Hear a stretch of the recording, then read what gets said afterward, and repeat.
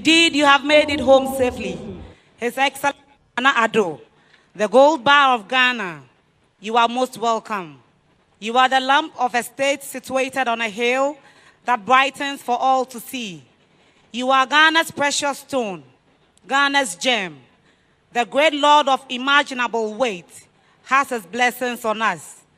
The great art, who is the craftiest, he who works invisibly. You are forever firm and solid. You, the president, are always sleepless, fighting tooth and nail for our success. You are the peace and development pursuer. The tilapia will always reproduce tilapia, and mudfish and mudfish. Yes, everything is good to behold. Nana Addo Dankwa Ekufu-Addo, you are like the queen ant. Once you are in the anthill, the anthill will be firm. The anthill is destroyed completely, only when you are no more in it. Nana, the nose yearns for nothing other than air, and we are here to take it in. Nana, Your Excellency, arise. Talk to us. Talk. Talk. Talk to us. We are all ears.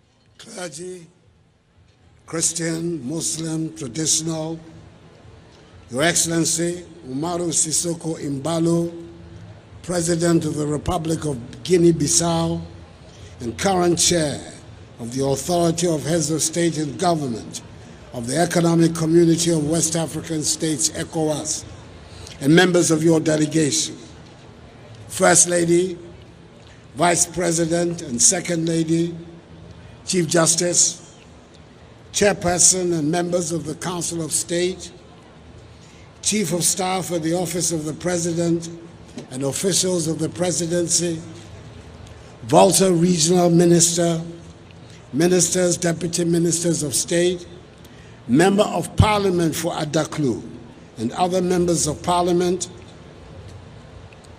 Justices of the Supreme Court and Justices of the Superior Court of Judicature, Metropolitan, Municipal, and District Chief Executives, Chief of Defense Staff of the Ghana Armed Forces, Inspector General of Police, Service Chiefs, Dean and members of the Diplomatic Corps, the President of the Volta Regional House of Chiefs, the Fiaga of Amfuega, Togbe Tepre Hoda IV, the Awomefia of Anglo, Togbe Sri III, Fiaga of Adaklu, Togbe Gbogbi Acha V, the Agbogbe Mefia of Asogli, Togbe Afedi XIV, and other traditional rulers, residents of Adaklu, fellow Ghanaians, ladies and gentlemen.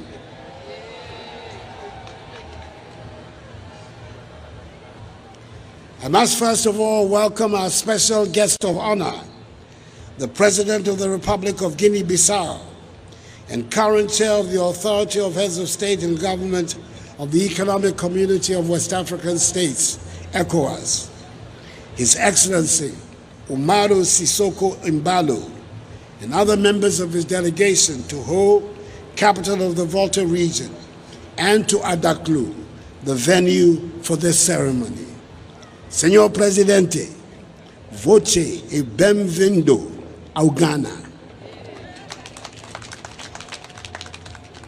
Ghana is proud of the strong ties of cooperation and friendship that exist between our two countries. And I'm also happy that President Embalo succeeded me as chairperson of the Authority of Heads of State and Government of ECOWAS. It is my hope that our two nations will continue to work together to build a sustainable future of progress and prosperity for our respective countries and populations, and to maintain healthy relations between our two nations. Excellency, we're very glad that you accepted our invitation to share this special day with us. Even though you have been to our country on many occasions, Your stay has largely been in Accra, our nation's capital. Today, you are in Addo, and I dare say, in one of the most beautiful and most serene parts of our country. And you are amongst the people who pride themselves on their sense of hospitality. I hope that by the end of the visit, you will agree with this claim.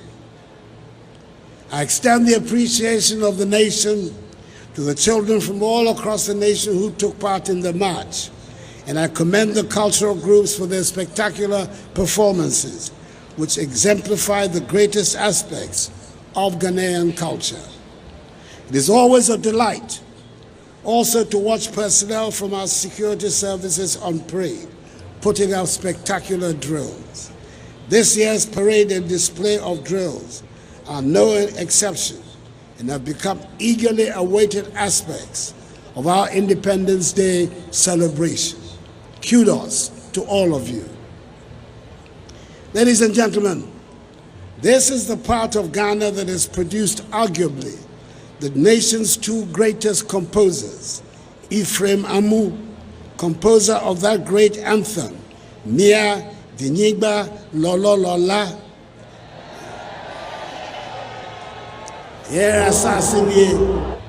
who taught us to take pride in our culture, and Philip Baho, composer of Ghana's vibrant and much-loved national anthem. Daniel Chapman Naho, one of Ghana's most eminent administrators, who at independence helped ensure a seamless transition when the British left.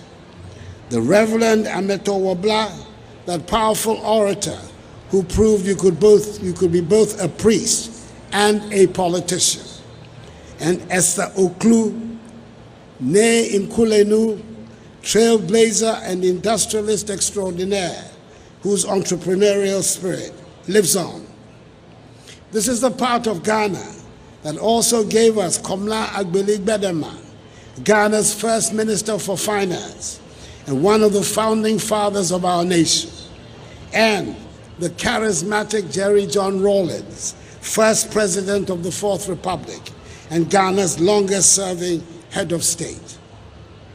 The greatest achievement of our independence is the fact that we have wielded different ethnic entities into one nation. Although the Gold Coast was the precursor to our independent Ghana, it was a collection of disparate groups. It was the attainment of independence that gave us our common identity as Ghanaians.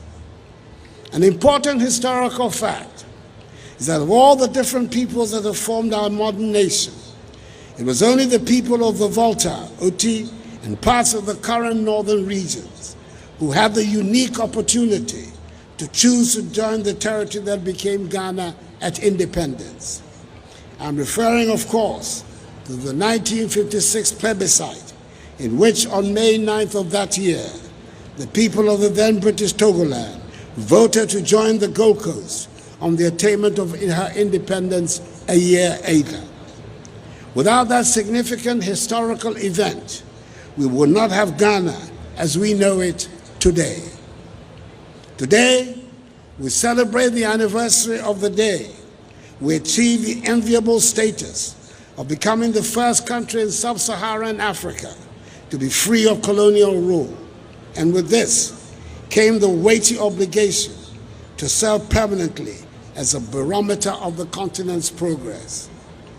66 years down the line, we have worked hard to live up to this responsibility, even though we acknowledge that we have not fully realized our potential and the dreams and aspirations of our forebears who fought for the independent Ghana we have today. For well over a century, our forebears fought to liberate our nation from the chains of colonialism and imperialism. The several wars fought against the British by the Ashanti, the last of which featured the celebrated Yasantoa. The successful mobilization of public opinion by the Aborigines Rights Protection Society, whose leading spirits were Jacob Say, Joseph Casely Hayford, John Mensah Saba, Kwabena Sechi, against the sequestration of our lands by the British. The formation in 1947 of the nation's first political party, the United Gold Coast Convention, UGCC of blessed memory. The triggering of mass resistance by Ni Kwabnaboni, the boycott Hine, through the boycott of goods of European traders. The riots that consumed the nation following the senseless shootings of unarmed ex-servicemen at the Christiansborg Crossroads on 28 February 1948, and the killings of Sergeant Dajete, Corporal Atipo, and Private Odate Lamte, which enraged the people and sparked riots across the country. The subsequent arrest of the UGCC leaders, who have gone down in history as the legendary Big Six, J.B. Dankwa, Emmanuel Obechebi Lamte, Edward Akufo-Addo, Ebenezer Akwaje, William Oforiatta, and Kwame Nkrumah, by the colonial authorities who held them responsible for the disturbances. The establishment of the Watson Commission, which helped design the path towards independence in 1957, and the formation in 1949 of the Convention's People Party by Kwame Nkrumah, together with K.A. Benema and Kojo Botsio, which thereafter became the principal organ for the prosecution of the nationalist agenda. Our forebears were united and strengthened in realizing one common purpose, the attainment of independence. It did not matter where they came from. It did not matter which tribe they belonged to. It did not matter which religious persuasion they subscribed to. And their standing in society certainly did not matter. They recognized the fact that colonialism did not inure to our nation's collective benefit, and they were determined to end it, and indeed, they did. On that historic night of 6 March 1957, after decades of agitation by the pioneers and members of the nationalist movement, Kwame Nkrumah, our nation's first leader, made the momentous proclamation of Ghanaian independence at the old Polo Grounds in Accra, which we celebrate with joy each year. The theme for this year's celebration, our unity, our strength, our purpose, should imbue in us the constant desire to seek for the progress, prosperity, and development of Ghana, no matter the circumstances confronting us. The Fourth Republic represents the longest period of stable constitutional governance in our history. We should be united in the goal of protecting it, for it is only its free democratic form of governance and the intelligent management of the economy that will bring the upliftment that Ghanaians want and deserve. We should continue to strive to ensure that no Ghanaian child is denied access to quality education, hence the groundbreaking and transformative free SHS policy. We should continue to guarantee access to affordable health care for all in every part of the country by continuously improving the National Health Insurance Scheme, expanding healthcare infrastructure, and enhancing general health delivery. We should continue to work towards achieving food security and the modernization of our agriculture. We should continue to work to become a value-added industrialized economy which no longer depends on the production and export of raw materials, but on the things we make. We should continue to work to open up all parts of our country through the construction of roads, rail, ports, and airports. We should continue to improve accountability, efficiency, and transparency in the deliveries of public services. We should continue with the process of digitalization. We should continue the difficult but necessary task of ridding our environment of the menace of galamsey, and we should continue to pay our taxes and demand that our leaders put them to good use. Above all, We should continue to guard and protect jealously the security and integrity of our nation against dangers from outside and within our borders. We cannot allow those who seek to divide us along the lines of ethnicity or religion to succeed. Let us deepen the cohesion that exists amongst us, and let us wear with pride the badge of being called Ghanaian. There's no better homage we can pay to the memories of all those who fought to free us from the shackles of colonialism and imperialism than to dedicate this 66th anniversary, independence anniversary, to working even harder for the unity, strength, and purpose of our dear Ghana. Fellow Ghanaians, I'm very much aware of the current difficulties confronting our nation, and we are working hard to resolve them. But maybe we should also count our blessings in how together we are managing the difficulties. We all see the images around the world. Here in Ghana, we have not had any fuel queues. We have not suffered shortages of food and essential items, or the catastrophe of Dumsor. Undoubtedly, major global developments have had a negative impact on our domestic economic performance. We've witnessed historic highs in global inflation and food prices, rising global interest rates triggered by tightening of monetary policy of central banks across several advanced economies to tame rising inflation, an energy crisis with crude oil prices reaching unprecedented highs at one point above $120 a barrel, the strengthening of the United States dollar against all other currencies, the tightening of global financing conditions, especially for emerging markets and developing economies, and the large-scale disruption of the global supply chain. These phenomena have manifested in Ghana in the form of the depreciation of our currency, the decline in gross international reserves, high inflation, elevated debt burden, significant fiscal stress, constrained domestic and external financing, and reduced GDP growth. It is these that have brought hardships upon our people. Government has deployed a number of fiscal interventions to help bring relief to Ghanaians, and I'm confident that sooner rather than later, we will see significant results of relief and recovery. In 2 days, on Wednesday, 8th March, I will in the Chamber of Parliament deliver a message on the state of the nation, where I'll delve into much greater detail the entirety of the package of policies government is implementing to bring back the days of rapid growth. Fellow Ghanaians, there is one thing I want all of us to remember,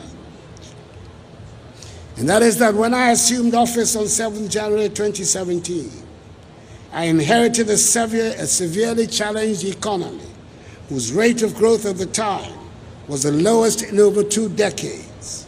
By dint of hard work, prudence, and creativity, we managed to turn things around, creating an economy which for the years 2017, 2018, and 2019, the years before the onset of COVID-19, was amongst the fastest growing economies not only in Africa, but also in the world, recording an annual GDP growth rate of 7%. We were the best place to do business in West Africa, and in 2021, we were described as the most attractive destination for investment in West Africa.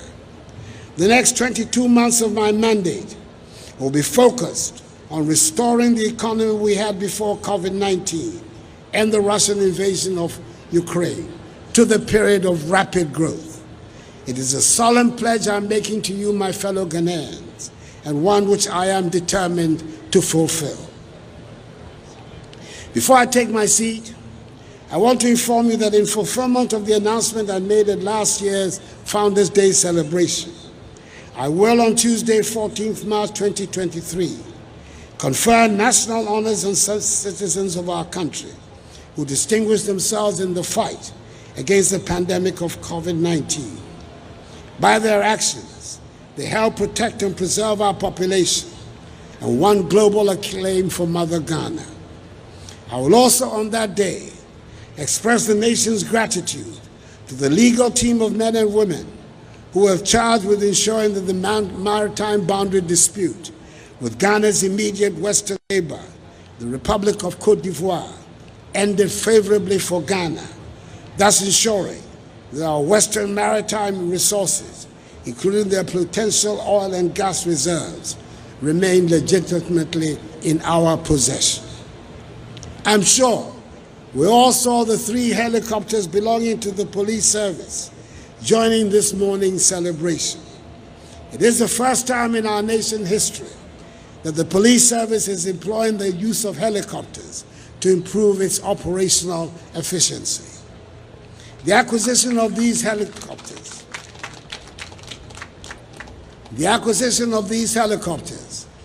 is to honor the pledge I made at the 20 end-of-year police wasa, and I assure the officers, men and women of the service of governments continued support in helping them to discharge effectively their mandate. Ladies and gentlemen, fellow Ghanaians, in choosing to celebrate this year's Independence Day in the Volta region, I hope it affords all of us the opportunity to enjoy the beauty and breathtaking scenery that abounds here. This is the region that has the highest mountain in Ghana and other spectacular peaks from which to gaze at the surrounding splendor. This is the region that has marvelous waterfalls and naturally occurring landscapes and historic monuments on its coast. It is the region of spellbinding and beautiful music and intricate dances. It is a region with interesting cuisine. It is a tourism destination without compare, and I urge all of you to explore its unique attractions. In conclusion, fellow Ghanaians, I want to assure you that my devotion to the Ghana project is unwavering. The enemy we face is not each other. We can only win this battle if we stick together and pull in the same direction, regardless of our divergent viewpoints. I'm confident that we are on the right path, and I ask for your support so that we can continue the transformation of Ghana in peace. Once again, on behalf of all of us, I thank President Mbalo and his entourage for coming to join us on our special day. Happy 66th Independence Anniversary celebration to us all. And may God bless us all and our homeland Ghana and make her great and strong. I thank you for your attention. Coordinates and oversee a TV system that produces a globally competitive guests, ladies and gentlemen. The President is now moving to the Senator to light the flame. I wish to remind you all once again that lighting of the flame is a symbol of the spirit of independence. It reminds us of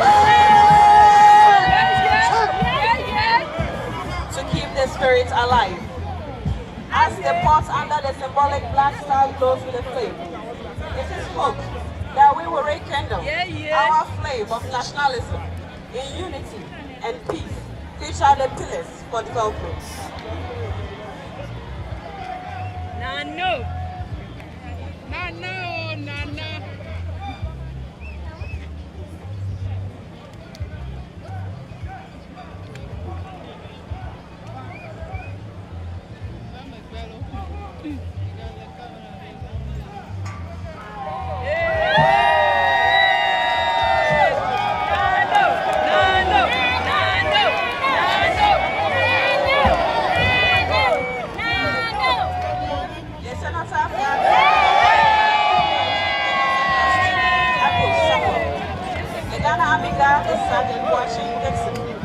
The Ghana Navy Guard is